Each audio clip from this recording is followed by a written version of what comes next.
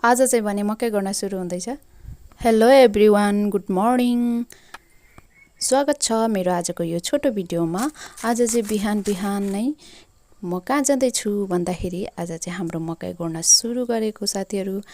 अनि म चाहिँ टक्कैसँगले फरुवा सरा लिएर चाहिँ मकै गर्न लागे। मकैमा चाहिँ यति बेसी झार आइरहेछ, हेर्नुहोस् न। पुरा मकैलाई पनि जित्न आँटिरहेको छ। यो चाहिँ निकै ढिलो भइसक्यो, फेरि मकै गर्न ढिलो भइसक्यो। यो झारले मकैलाई जितिसक्यो। त्यसैले आजदेखि चाहिँ मकै गर्न सुरु गर्दैछौँ। अनि भन्नुहोस्, तपाईहरुले मकै गोडिसक्नुभयो कि छैन? कमेन्ट गर्नु है साथीहरू। अनि यो चाहिँ दुबो झार हो।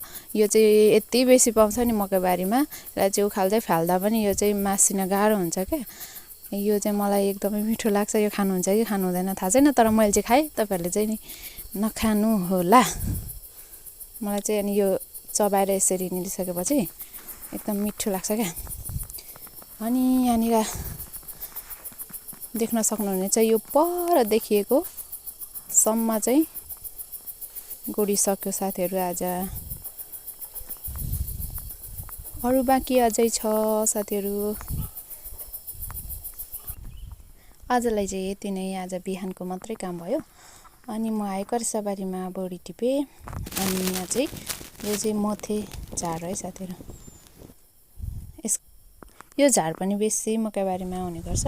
मकै गोडेर आएर अनि त्यस पछाडि बजार एकैछिन जाने काम थियो, अनि बजार गएर फर्क्यौँ। यो चाहिँ लोधे खोलाको पुल हो। आजको भिडियो चाहिँ यति नै। मन परे लाइक, कमेन्ट र सेयर गरिदिनुहोस् है। भिडियो हेरिदिनु भएकोमा धन्यवाद।